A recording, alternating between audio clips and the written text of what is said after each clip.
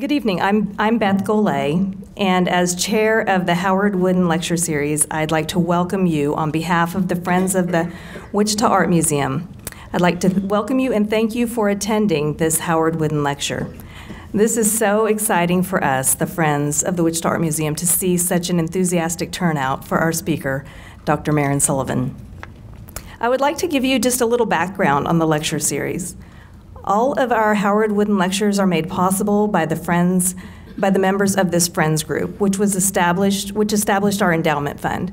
It all started back in 1985 when the Wichita Art Museum director, Howard Wooden, suggested to the Friends group that an endowment fund could be developed as part of the Wichita Art Museum's 50th anniversary celebration. In 1997, the Endowment for Exhibitions and Acquisition of Art was established, as well as the Library Fund. Then 3 years later, the Howard Wooden Lecture Series was created to fund lectures at the Wichita Art Museum with the caveat that all lectures would be free and open to the public. All of the Friends endowments are now managed by the Wichita Community Foundation. Over the years, these endowment funds have grown from $234,000 to just over $3 million. We have given the museum approximately $2.1 million to date for art acquisitions, materials for the library, and to make these fabulous educational lectures available for free. And there's no end in sight. Now, our very own Dr. Patricia McDonald, director of our Wichita Art Museum, who works so diligently to create programs and events that appeal to all, will do the honors in presenting to you our speaker for this evening. Thank you.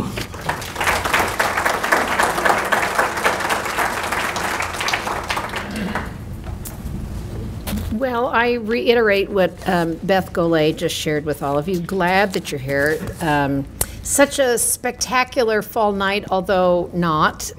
Still sort of late summer. They tell me fall might start tomorrow, at any rate.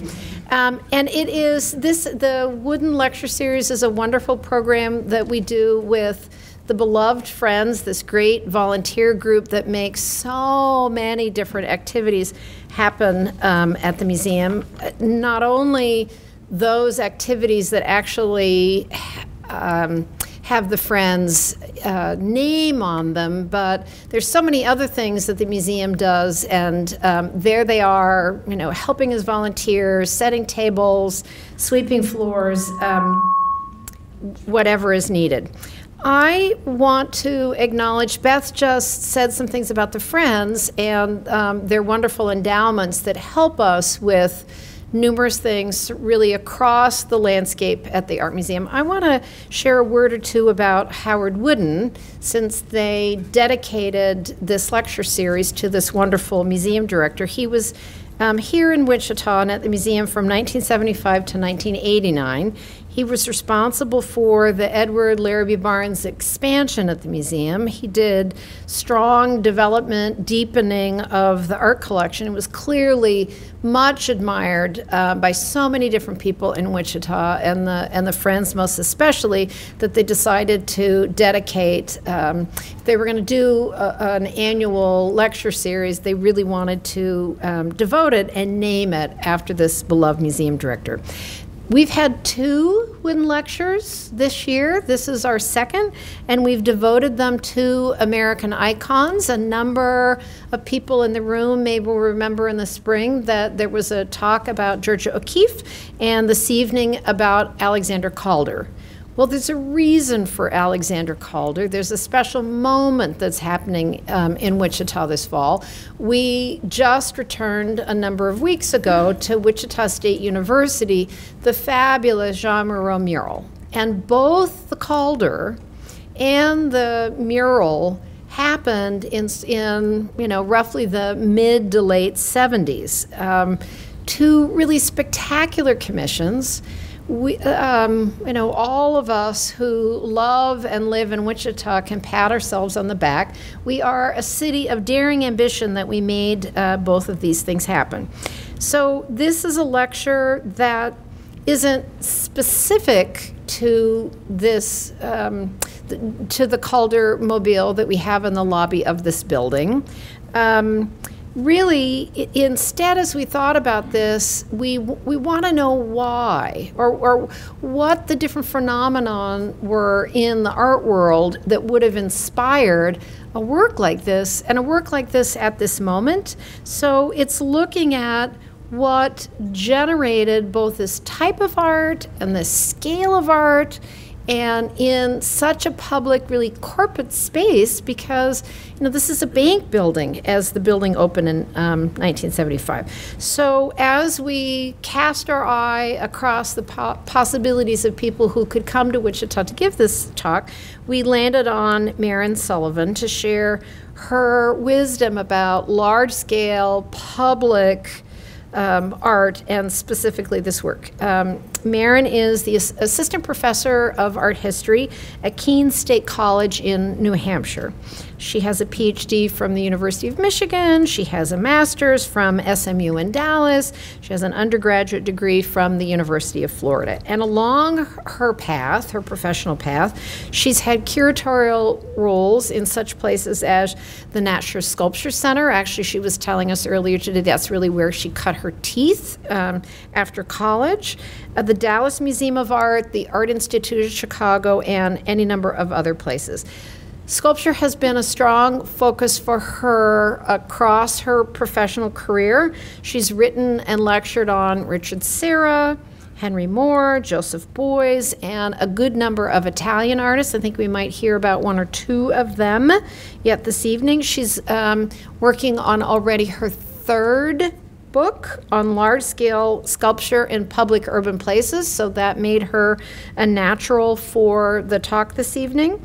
And for those of you in the room that know the artist designer Harry Bertoia, she's working on a retrospective for that incredible sculptor, I love that artist, with the Natcher Sculpture Center in Dallas. So I could go on with more accolades, but I think we're all eager to hear from Marin talk about Alexander Calder and how and why did we get this spectacular, such an epic mobile here in Wichita.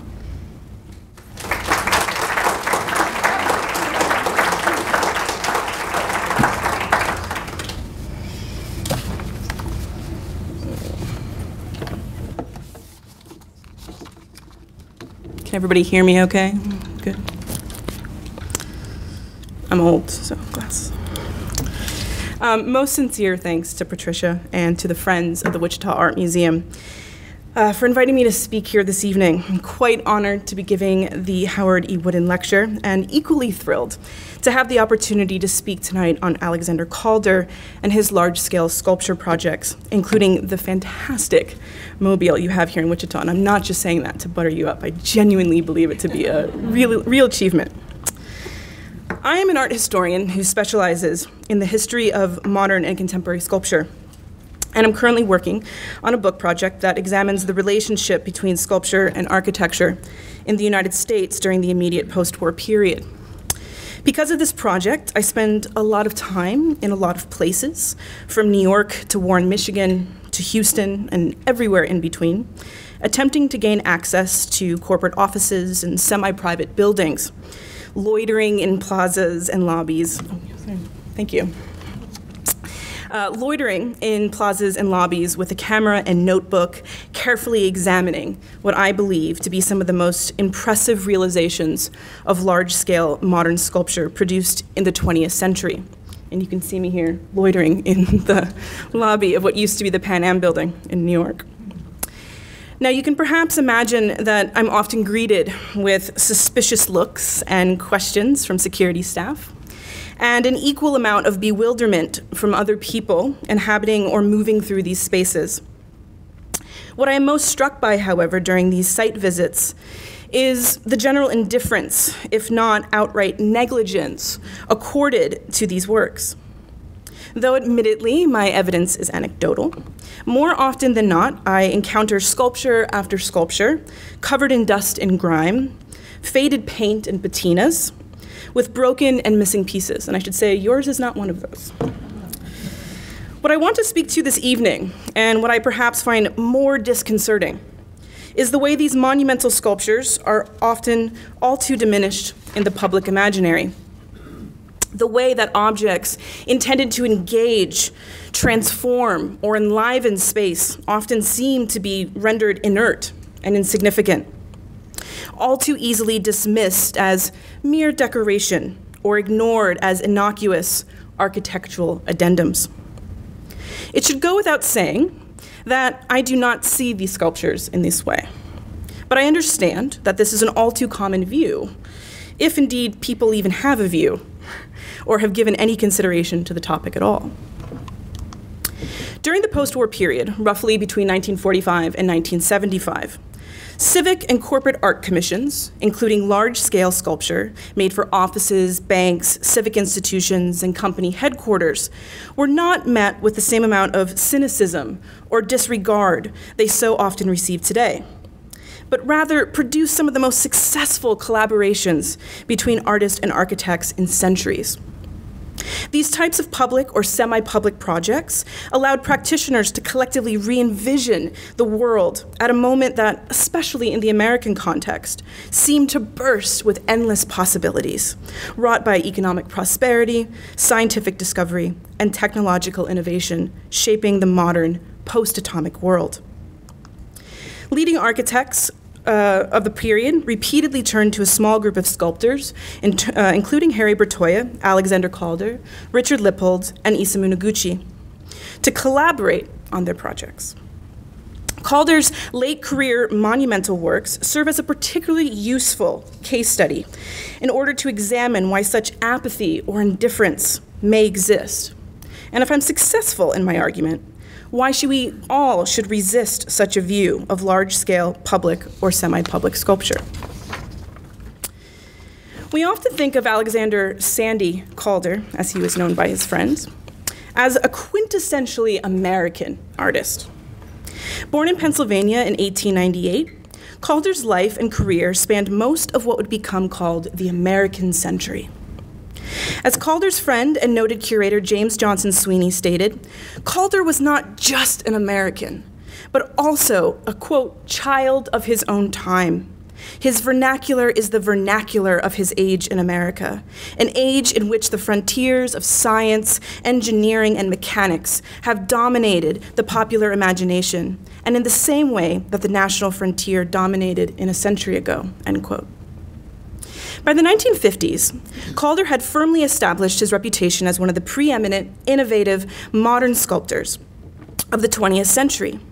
But his work neither directly reflected its historical context, nor embraced a uniquely or solely American ethos.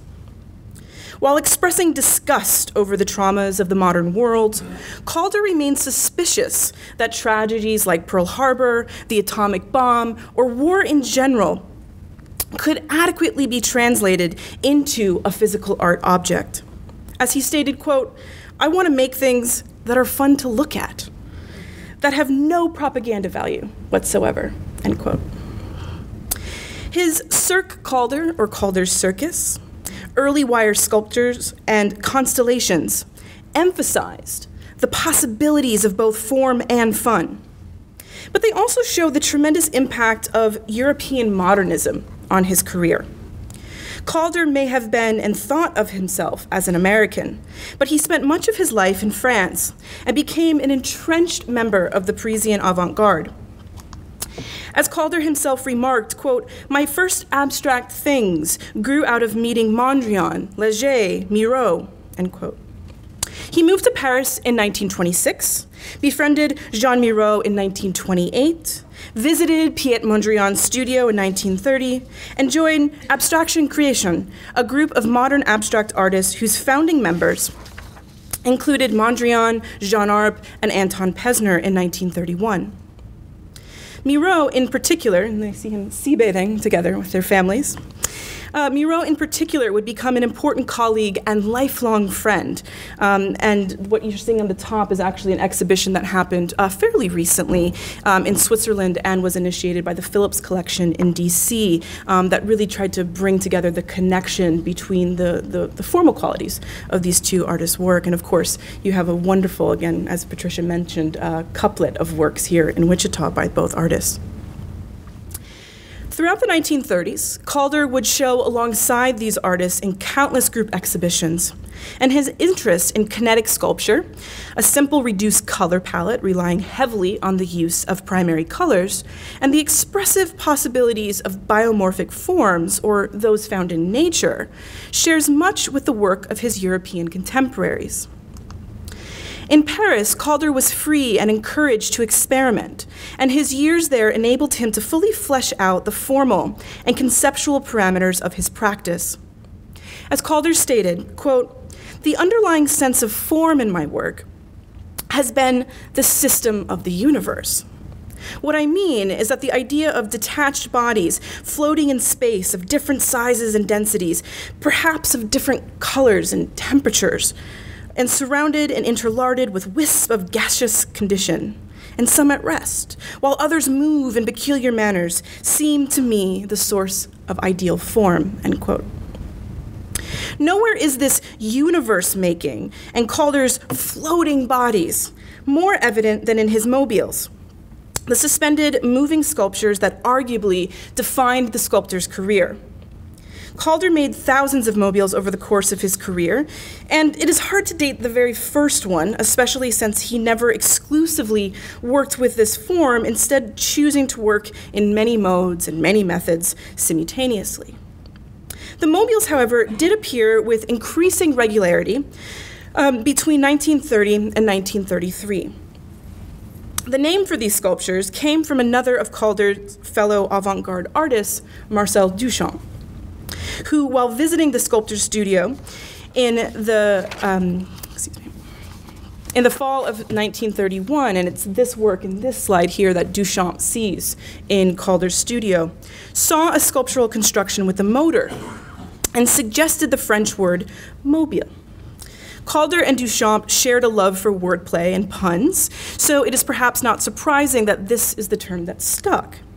When used as an adjective, in French, mobile means movable, quick, or even unstable. When used as a noun, it means motive, which Calder in particular liked for its double meaning in relationship to his motorized or kinetic sculptures. And just as an aside, it was actually Jean Arp, another of his European contemporaries, that came up with the name for these works in Calder's of the Stabiles, which, as the name would suggest, were static constructions, right? So he has these kinetic and static modes in his practice. The mobiles, by design, were intended to be abstract sculptures that moved. Calder used a system of weights and counterbalances that allowed the pieces to rotate freely when suspended. They responded to the air currents in the spaces they were installed, but their movements could be spurred naturally or driven by a motor. The kinetic element, however, was not a gimmick to Calder. He did not want its mechanics to dominate the work. As he declared, quote, "Much better a poor machine, but a good sculpture," end quote. For Calder, there was a lyrical, dance-like quality to these works, and they drew their expressive power from the relationships between its various parts and movements. With the early mobiles, there was a particularly pronounced suggestion of planetary systems, which, as Calder put it, were particles in color rotating or oscillating in overlapping orbits. For works that are unabashedly abstract, Calder's mobiles evoke a myriad of motifs, images, and associations, from astral bodies and constellations to flowers and plants to wings and birds. As the art critic Jed Pearl writes, quote, "A mobile is a genealogy of forms, a family tree, a gathering of a particular tribe. Always with Calder, there is this deep, abiding optimism, this sense that when matter and energy meet, miracles can happen. Always a mobile is a dance to the time of music," end quote. These sculptures might possess a simple grace, but like their seemingly endless turns in space, continue to generate poetic, descriptive accounts. It was the existentialist philosopher Jean-Paul Sartre who wrote perhaps the most definitive, or at least the most evocative, interpretation of Calder's mobiles, stating that these works were a, quote, private little celebration, an object defined by its movement and having no other existence. A mobile does not suggest anything. It captures genuine living moments and shapes them, end quote. He continued, describing how mobiles existed as something between matter and life, and concluded, quote, in short, although mobiles do not seek to imitate anything, they nonetheless at once lyrical inventions, technical combinations of an almost mathematical quality, and sensitive symbols of nature, end quote. While today, largely due to their ubiquity, everywhere from the nursery to the museum, the radicality of the mobile during the interwar years is often taken for granted. It was these works, after all, that would establish Calder's reputation as a vanguard sculptor. Calder returned to the United States prior to World War II, establishing a large studio in Roxbury, Connecticut in 1938. The war years saw the validation of Calder as one of the preeminent American modernist artists, culminating with his 1943 retrospective exhibition at the Museum of Modern Art in New York, a show that proved so popular and such a critical success that its run was extended through the following year. Both mobile and stabile entered the Webster Dictionary in 1954, and Calder's prestige status within modern post-war American culture was concretized during this period. Perhaps inspired by the wide open space of the pastoral settings in his Connecticut studio, Calder's work, and in particular the scale of the mobiles, also began to change dramatically during this period, both growing in size and taking on new forms, including the appearance of the standing mobiles, which had kinetic floating elements but were anchored to the floor through the inclusion of a sculptural component.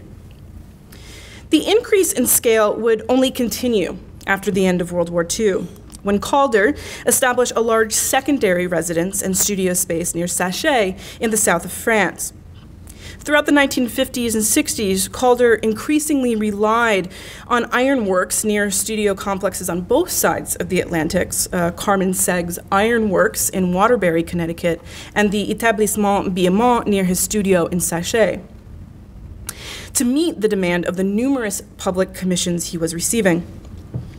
Calder's focus during the last 2 decades of his life, from roughly 1956 to 1976, was large-scale, commissioned sculptures. He made over 300 monumental works, a category that, according to the Calder Foundation, designates pieces fabricated at ironworks and designed for outdoor spaces. While a seeming departure from his practice, in fact, Calder had come from a long line of civic sculptors. His grandfather, Alexander Milne Calder, was responsible for the sculptural program for the Philadelphia City Hall in the late 19th century, and we see him here looking very surly next to his very massive bronze head of William Penn. And his father, Alexander Sterling Calder, completed numerous public sculptures in the early 20th century and served as the chief sculptor for the Panama Pacific International Exposition in San Francisco in 1915. While Calder's large-scale projects share a similar vocabulary with his early mobiles and stabiles, they forced Calder to experiment, to deploy new materials, including steel and aluminum, and demanded new engineering solutions. These works also engaged the surrounding space in very different ways. As Calder remarked in 1960, quote, "It is true, I've more or less retired from the smaller mobiles. I regard them as sort of fiddling. The engineering on the big objects is important. They're mostly designed for a particular spot and have to fit properly or hang from the ceiling properly. Lots of times, companies or government agencies have a big vacuum in their projects that they feel ought to be filled. That's where I come in," end quote. I think that speaks both to his reputation and maybe a little bit ego. One of the biggest contributing factors to this shift in Calder's career was the post-war building boom, which dramatically increased the opportunities and demands for public or large-scale commissions for corporate buildings, civic spaces, museums, and performing arts institutions and airports in cities like New York, Washington, D.C., Chicago, Los Angeles, Detroit, Fort Worth, Grand Rapids, Minneapolis, and Cambridge, Massachusetts.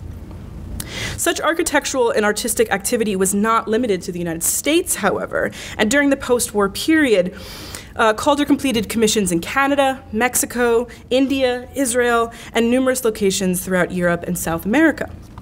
In fact, Calder made his first monumental stabile for the Italian city of Spoleto as a part of Giovanni Carandente's landmark 1962 exhibition, Sculture nella città, or Sculptures in the City, which involved collaborating with the Italian national steel interest, Italsider.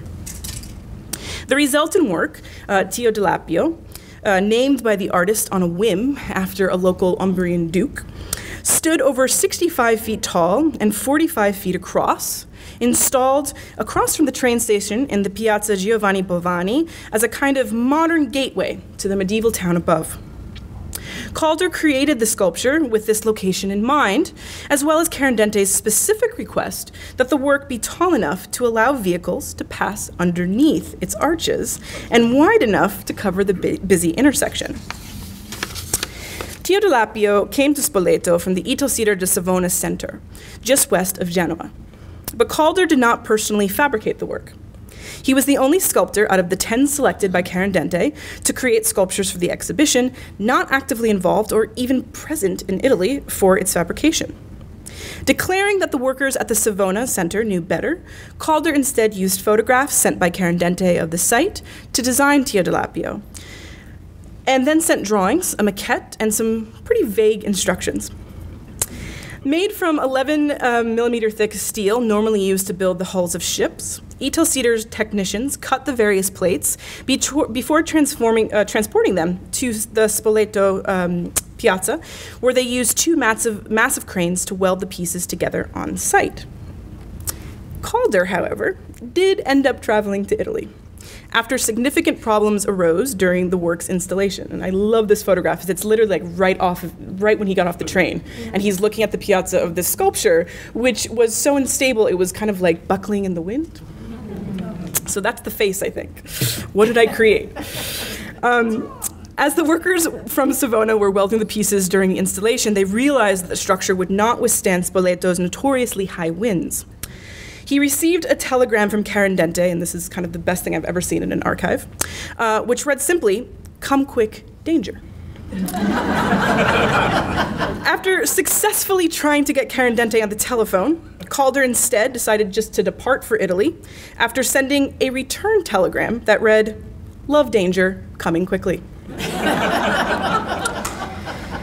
Once he arrived in Spoleto, Calder supervised as the metal workers reinforced the works with additional steel plates.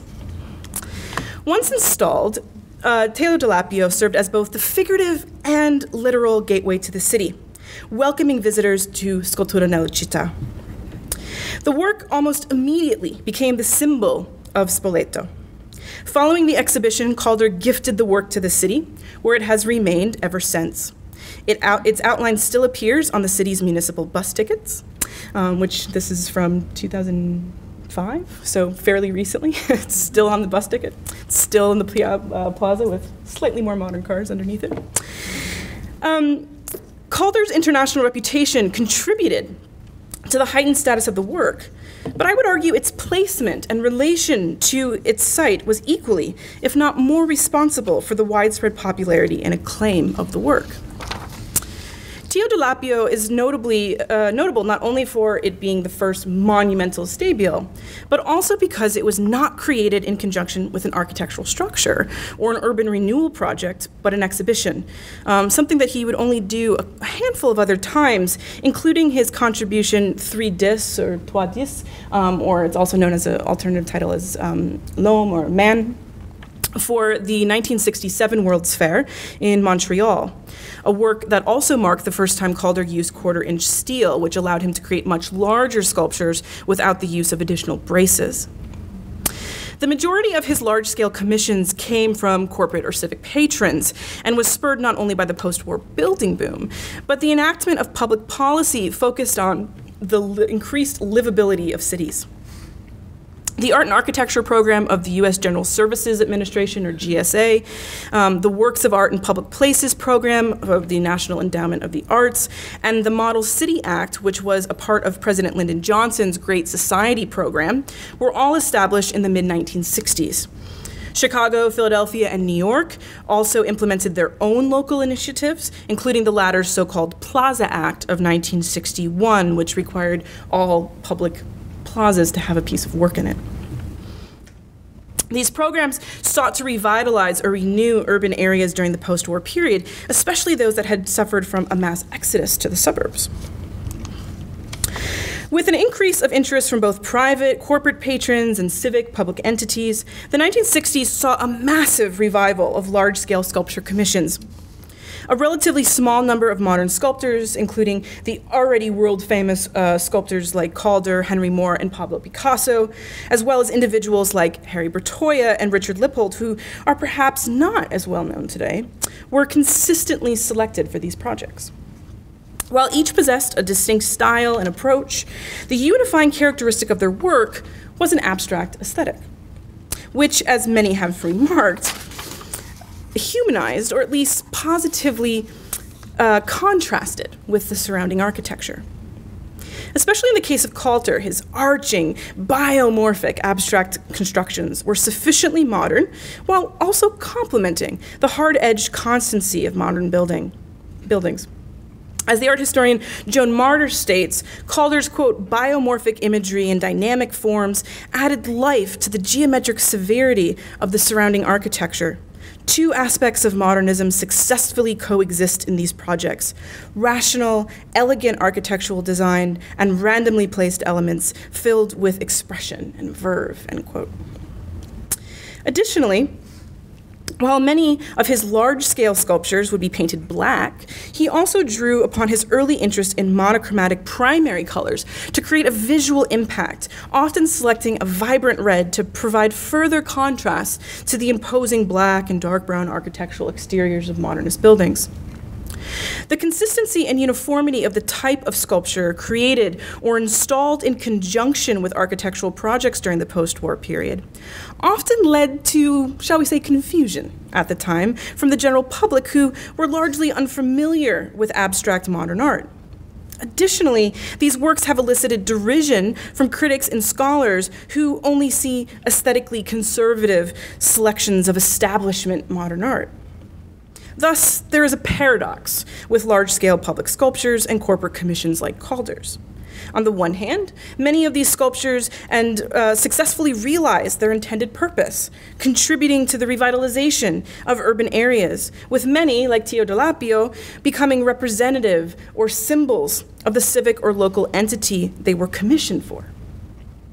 On the other hand, while they are often viewed as exemplary of a now generic modern sculpture type, their abstract form made many controversial or disliked when they were originally installed. Take, for example, Calder's La Grande Vitesse, a large, bright red stabile sculpture commissioned for the Vandenberg Center Plaza in Grand Rapids, Michigan. Like Teodolapio, the work was and remains emblematic of the city in which it was installed. La Grande Vitesse became a part of the official logo of Grand Rapids. It graces the city's stationery and appears in numerous signage and advertisements in the area. It was the first sculpture to be funded by the NEA's Art in Public Places program and was commissioned in 1967 as a part of an urban renewal project for Grand Rapids. La Grande Vitesse was met with initial resistance due to the work replacing a previous plan to install a fountain and a reflecting pool. It was also met with initial resistance because of its abstract form, and interestingly enough, because Calder was living and working predominantly in France at the time, i.e. he was thought of not American enough to get this commission. Along with the NEA grant, however, the city raised an additional $83,000, and the commanding sculpture was formally dedicated in June 1969 to much fanfare. large-scale sculptures like La Grande Vitesse, as Martyr argues, became something as a status symbol, serving as a kind of prestige shorthand for a cultured, committed public patronage by the municipal government or corporation who had commissioned them. She asserts that Calder's works were both visually appealing abstractions, but not so avant-garde or radical that they would either ruffle too many feathers or look outmoded within a couple of decades. This is certainly the case in the work that many critics and historians view as Calder's most effective and aesthetically successful public project, his Flamingo. And I'm not just saying this because I'm from Chicago. Other people think that this is his most successful. Flamingo was a GSA commissioned sculpture installed in front of Mies van der Rohe Federal Center in Chicago in 1973. Positioned between Van der Rohe's two dark monolithic towers and a lower profile transparent glass structure, the bright red 53-foot stabile is a bold, contrasting object, its sinuous, arching limbs branching out across the plaza. Flamingo serves as a kind of connecting point within the larger environment, complementing the stark black steel buildings and encouraging pedestrians to move through, under, and around it. The work is installed 5 blocks south of Picasso's Untitled public sculpture, with people in Chicago just refer to as the Picasso, dedicated in 1967. As art historian Harriet Seeney argues, however, Calder's work seemed better equipped to handle the demands and circumstances of monumental scale. Calder's large stabile lacks the direct figural references emphasized in Picasso's work. Flamingo's biomorphic forms appear friendlier, rather than gigantic or inflated like Picasso's does. Calder's sculpture also had the added benefit, much like Teodolápio, of being tall and open enough to allow for pedestrian traffic to pass through the work, enlivening rather than closing off its surrounding environment.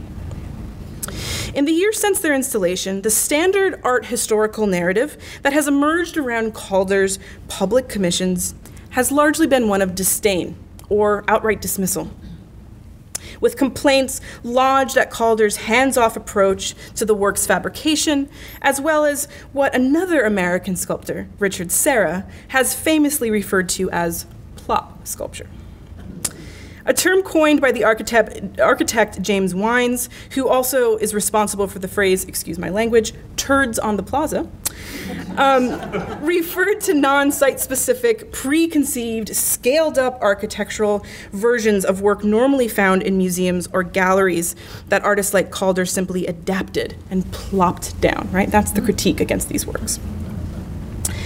As art historian Mi-Wan Kwon notes, Calder never visited sites before creating commissioned work, and as a, quote, good modernist, believed in the artwork's autonomy. Kwon argues that Calder approached these commissions through the logic of a logo. This is what she refers to, the logic of a logo, imparting a civic identity through the installation of a sculptural symbol. Calder's work thus becomes emblematic of a ubiquitous, abstract modern sculpture that was, in the best case, an aesthetically pleasing contrast to the regularity of internationalist-style architecture, and at worst, a very public symbol of the rich and powerful that took nothing of the specific site or social context into consideration. In short, the critique of work like Calder's was that public sculpture had become too corporate, too aesthetically conservative, too establishment. Such critique became loud enough that by the early 1970s, the NEA, for example, had changed its guidelines for public art commissions altogether. Whereas the original 1965 program was intended to support the work of talented individual artists and provide the opportunity for more people to see the best of American contemporary art, by 1974, the emphasis shifted to the proposed work's public engagement, to its appropriateness in relation to its site. Today, the success of public work of art, if that's even possible, seems largely determined by how well it attends to the specifics of site and engages the various constituencies and layers of history connected to it. With this understanding of public sculpture's purpose, Calder's large-scale sculpture is indeed deficient, But this perspective also oversimplifies and misinterprets his intentions and the conditions in which he made these works. While such criticisms of Calder and mid-century public sculpture are valid and understandable, they overlook the significant collaboration between the artists and fabricators at this time. They also minimize the careful consideration he brought to each commission. As a trained engineer, he was very capable of dealing with structural issues or solving technical problems. While most of his large-scale sculptures are not reliant on the specifics of their particular site to function aesthetically or conceptually, he did use photographs and architectural plans in order to understand where and how they would be sited, and took the location of the work into consideration when creating its form. While Calder may have advanced a different, less site-specific notion of public art than the one practiced today, he pioneered an approach that saw sculpture as more than just architectural ornamentation. He understood that his large-scale works needed to be separate or distinct from the structures they were commissioned for. And his close relationship with the architects who created them contributed to a shared awareness and expression of artistic goals. In addition to the monumental stabiles, Calder created a number of large mobiles during the last 2 decades of his life. And these works in particular suggest a better way to appreciate the artist's approach to public sculpture. Their floating forms intrinsically deny a plopped down reading. And while the large mobiles have been critically dismissed or overlooked even more than the stabiles, they are well-suited dynamic contrast to the often severe metal and glass sites of modernist architecture. These kinetic sculptures were a radical departure from the traditional bronze sculptures on a pedestal, and their open, organic abstraction and colorful forms enlivened the architectural spaces they were installed in.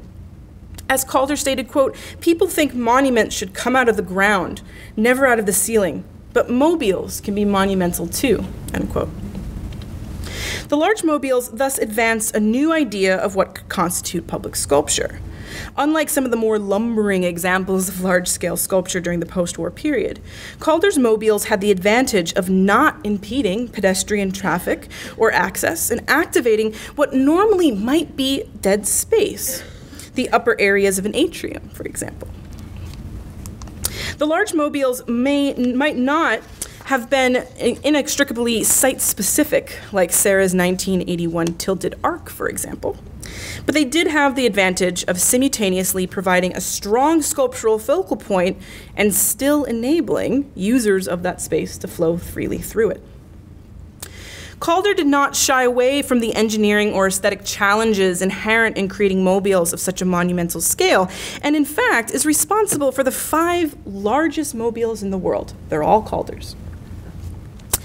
Calder's first large-scale mobile and actual first public sculpture commission altogether was this work, .125, created for the Idlewild, now John F. Kennedy Airport in New York in 1957. The work's title comes from the gauge of aluminum wire used to construct the sculpture, though it sometimes is also referred to by the alternate title of Flight. Very original.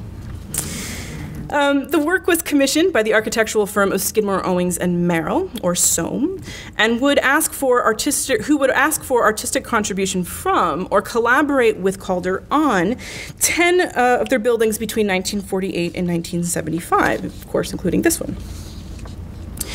The last 2 large-scale commissions Calder completed were both SOAM projects, a sculptural installation for the lobby of the Sears, we don't really like to call it the Willis Tower, even though that's what it's known by now, Tower in 1974, and Element Demontables here in Wichita in 1975.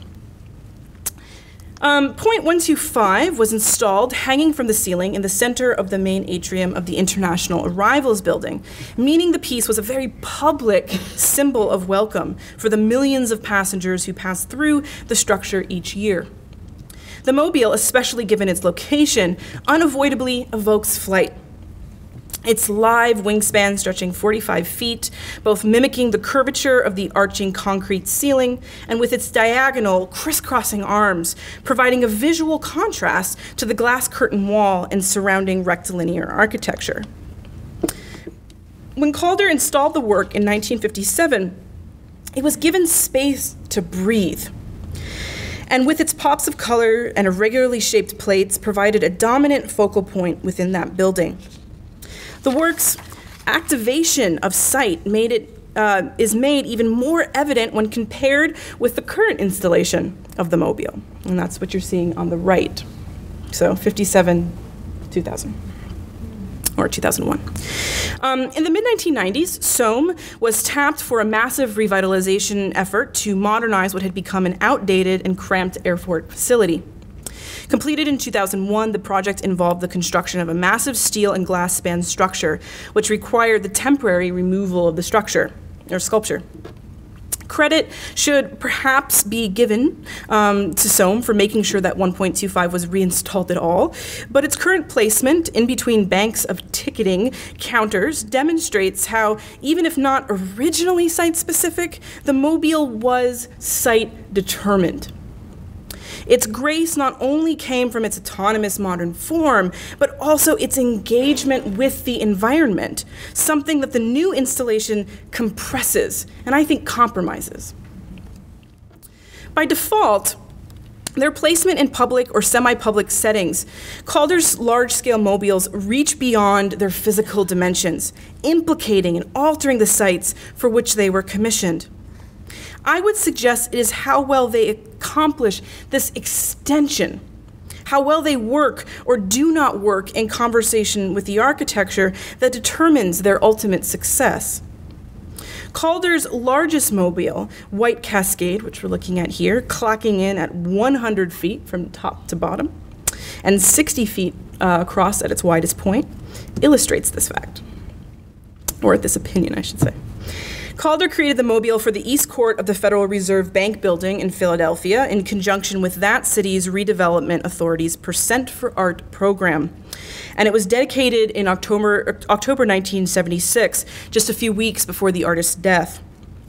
Its 14 white aluminum discs, ranging in diameter from 3.5 to nearly 13 feet across, along with stainless steel rods and an electric motor, weighs close to 10 tons.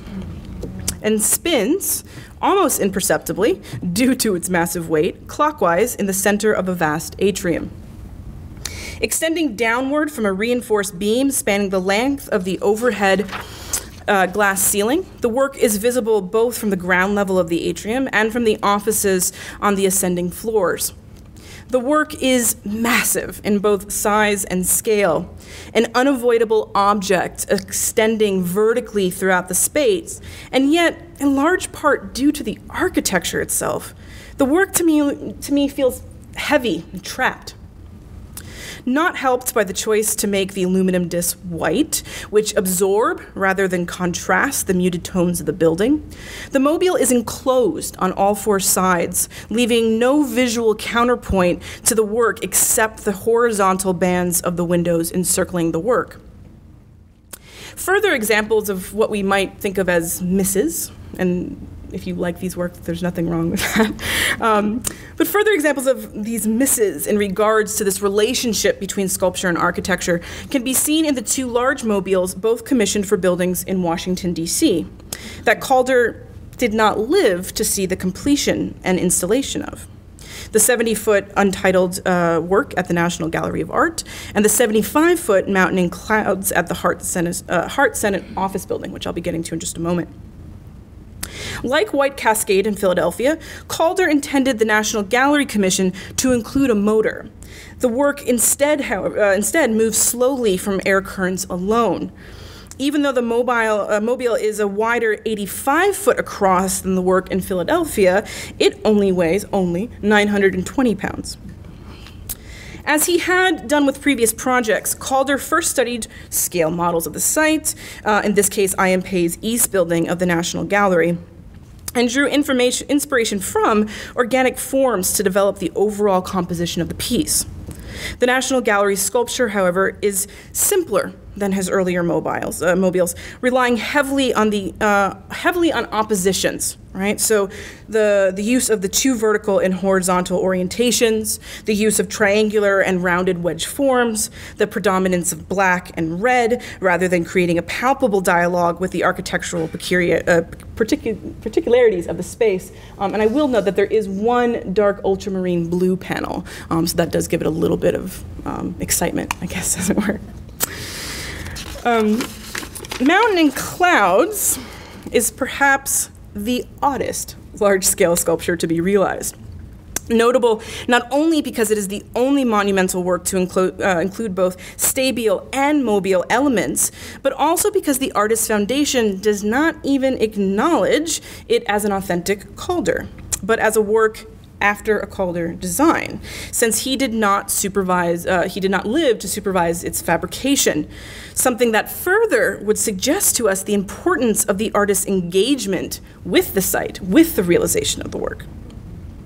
The artist completed the design only days before his death on November 11th, 1976, but the work itself was not completed and installed until 1986.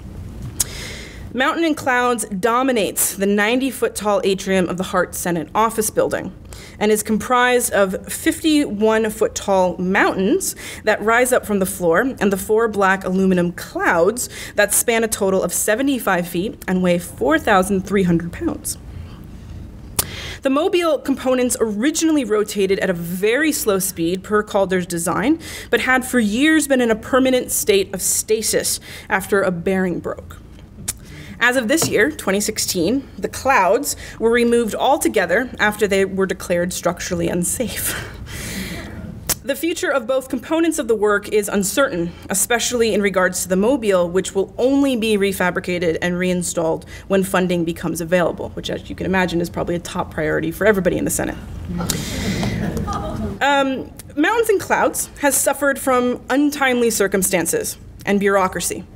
But it does demonstrate Calder's relative fearlessness when it came to creating works for architectural spaces that were themselves monumental.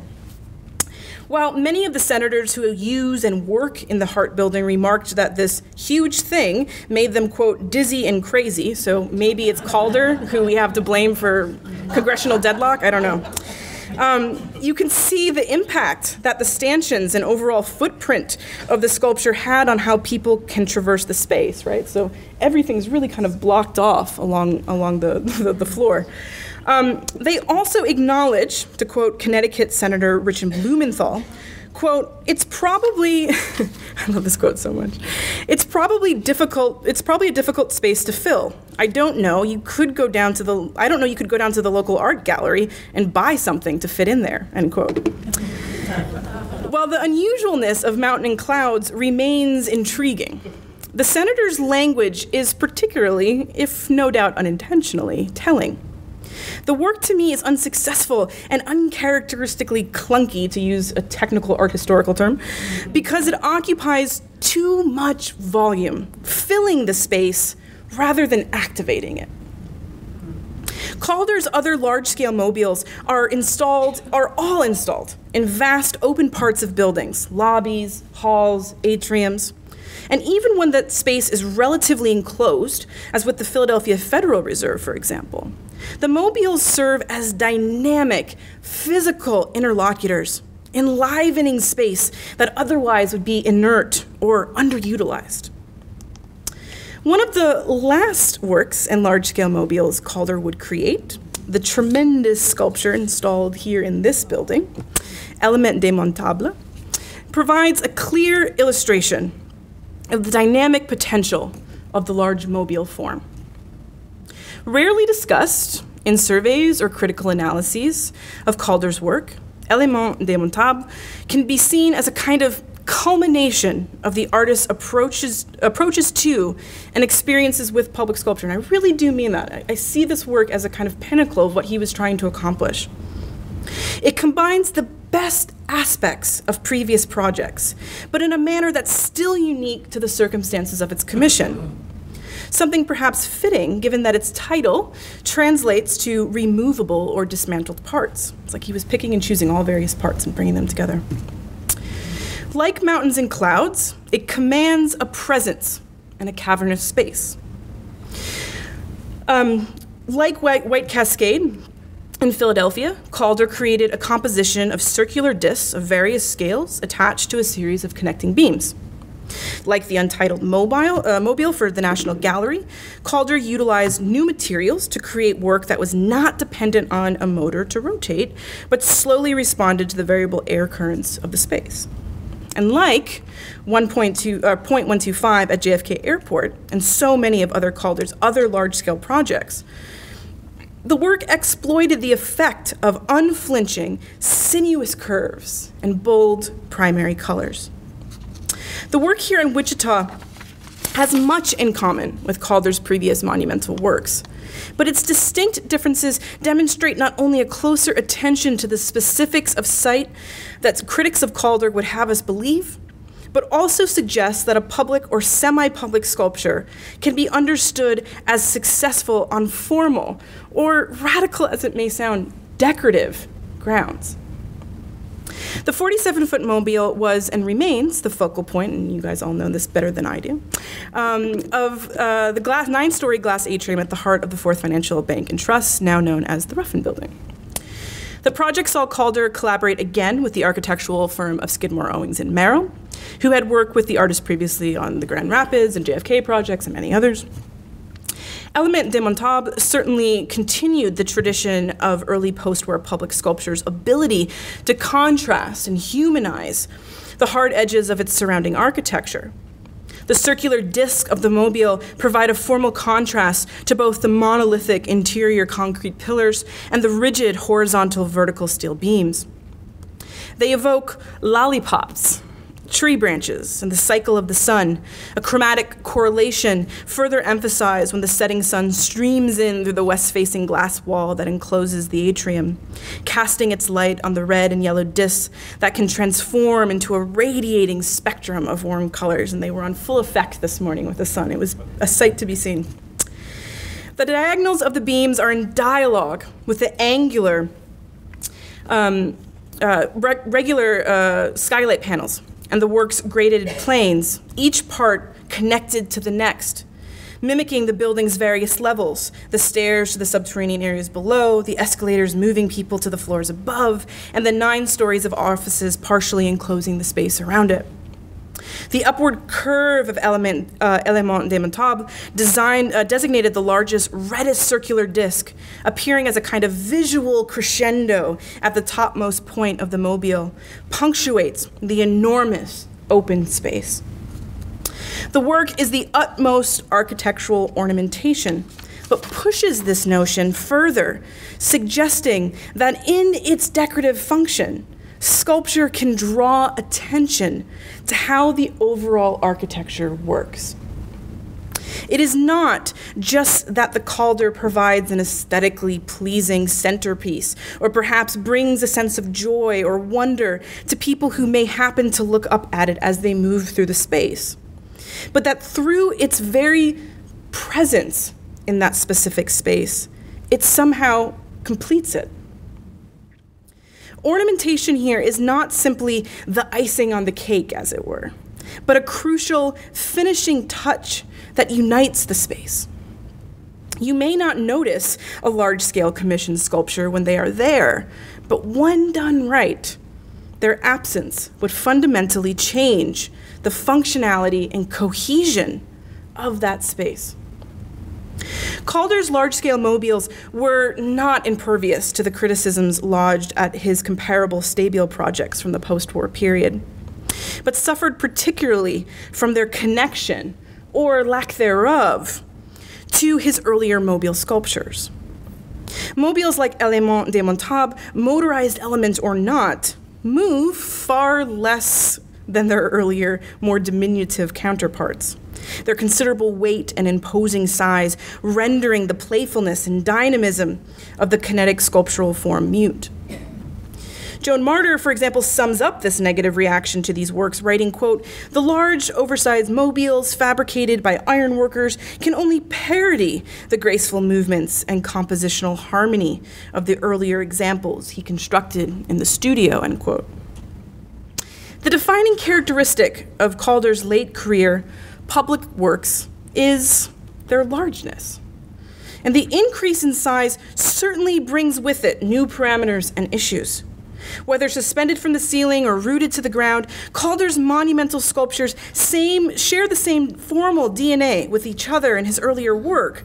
And fairly or unfairly, a similar critique can be made concerning their lack of site specificity, at least when it would come to define it in the later 20th century. The critical reception of these works was also probably not helped by the perception of the artist himself. As noted sculpture scholar Wayne Anderson wrote as early as 1965, quote, "I do not think that Calder's art has ever been taken as seriously as it should be.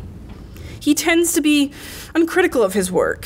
By personal behavior, he supports an image of himself as an easygoing, overgrown child, something of a circus clown himself, with fascination for clever stunts and, more recently, for great big sculptures to be held in awe," end quote. I think, however, it is overly simplistic to only see Calder's large-scale sculpture in comparison to his previous work or within a now all too homogenized narrative that has emerged around public modernist sculpture.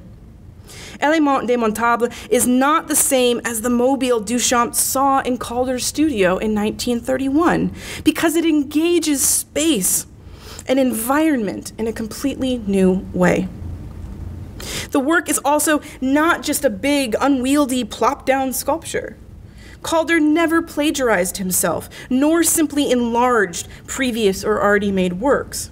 He created new designs for each commission, making new models and maquettes, and was acutely aware of the unique spatial and engineering and contextual features of each and every project.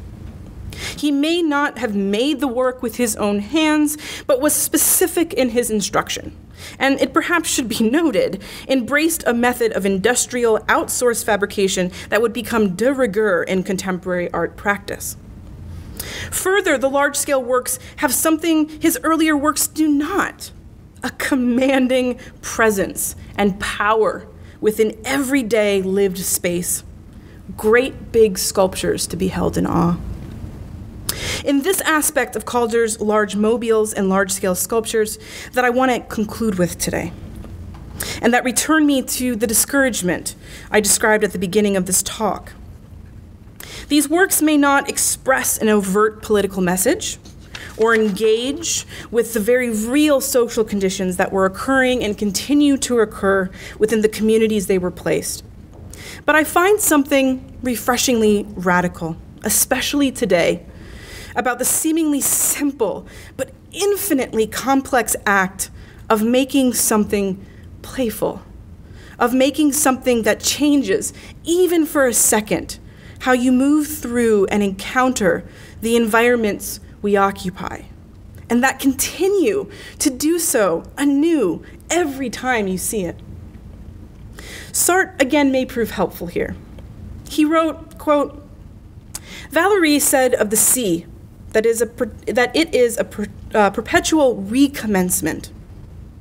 A mobile is in this way like the sea, and is equally enchanting, forever re-beginning, forever anew. No use throwing it a passing glance. You must live with it and be fascinated by it. Then and only then will you feel the beauty of its pure and changing forms, at once so free and so disciplined," end quote. You here in Wichita are lucky to have one of these tremendous Calder mobiles in your midst, embedded in the urban fabric of your city. And so, I invite you to continue to live with it, to take many moments to be fascinated by it, and to notice both the beauty of its pure and changing forms and its almost magical constancy in the face of an ever-changing world. Thank you.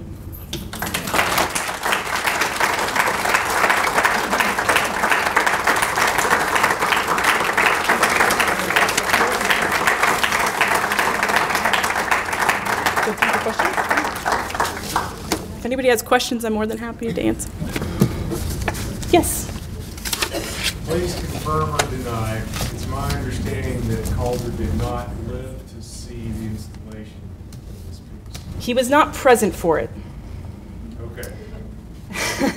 I'm trying to think if, I'll have to look at the exact date of the kind of unveiling of the piece and to see if it was really right around, I don't know if you guys know exactly the date, because it's November 11th that he dies. He must have, yeah, because it was installed in 75. He just wasn't present for it. The way I understood the story was that the piece was delivered, unpacked, it was damaged, had to go back, be repaired. And it did not go back. Boeing repaired it. Boeing did repair it. Oh, I need to talk with all of you after this. These are the facts that are not produced anywhere. I need all of this from you guys. Please give me all of your Calder stories. Patricia can give you my email. Send them to me all the time. I want all of them. Yeah, so I was not aware. Fix that rumor. Okay, good. We're all helping each other. Other questions?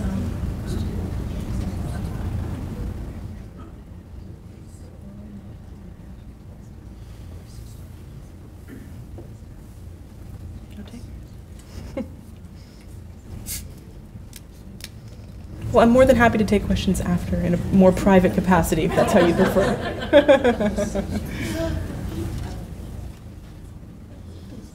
That was delightful. Thank you very much.